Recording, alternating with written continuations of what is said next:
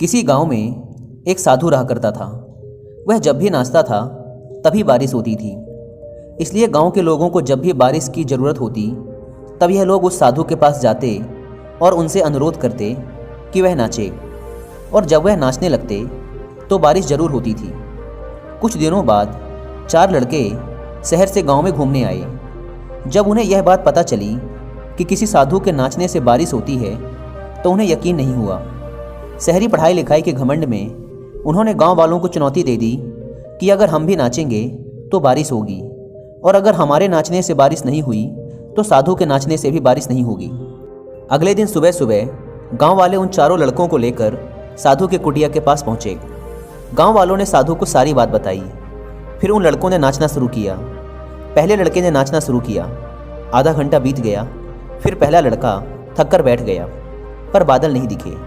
कुछ देर बाद दूसरे लड़के ने नाचना शुरू किया, और 1 घंटे बीतते बीतते वह भी थक कर बैठ गया।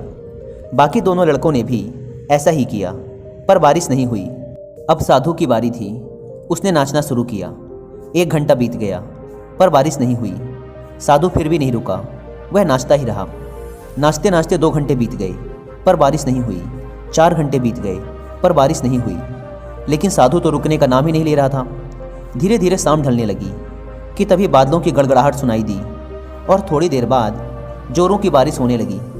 यह देखकर चारों लड़के दंग रह गए और तुरंत साधु से क्षमा मांगी। फिर चारों लड़कों ने साधु से पूछा, बाबा, भला ऐसा क्यों कि हमारे नाचने से बारिश नहीं हुई और आपके नाचने से बारिश हो गई? साधु ने उत्तर दिया, जब मैं नाचता हूँ तो 2 बातों का ध्यान रखता हूँ। पहली बात तो मैं यह सोचता हूँ कि अगर मैं नाचूंगा तो बारिश को होना ही पड़ेगा, और दूसरी यह कि मैं तब तक नाचूंगा जब तक कि बारिश ना हो जाए। सफलता पाने वाले में भी यही गुण विद्यमान होता है। वे जिस काम को भी करते हैं उसमें उन्हें सफल होने का पूरा भरोसा होता है, और वह तब तक उस काम को करते हैं जब तक कि उसमें सफल ना हो जाएं। इसलिए अगर हमें सफलता हासिल करनी है तो इस साधु की तरह ही अपने लक्ष्य को प्राप्त करना होगा।